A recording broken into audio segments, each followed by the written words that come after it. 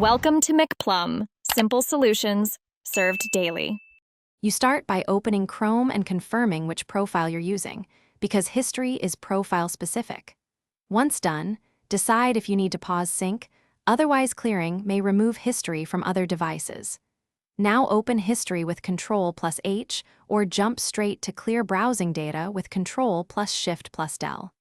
This gets you to the interface where you'll choose what to remove. Do that now so you can control scope and avoid deleting saved passwords or autofill by. Once in the clear browsing data dialog, choose the time range that matches your goal. Pick all time to fully purge. Then check the data types to delete. Browsing history removes URLs, cookies sign you out of sites, cached files free space but may slow initial reloads.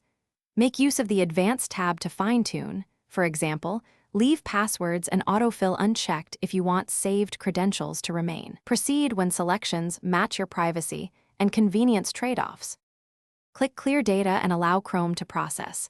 Large histories or cache can take a minute or more.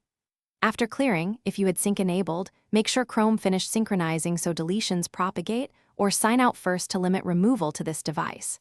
If history still appears later, that usually means an extension or sync conflict.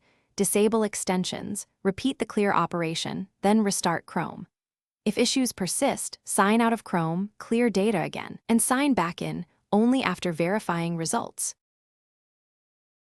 Thanks for watching. Stay juicy and subscribe.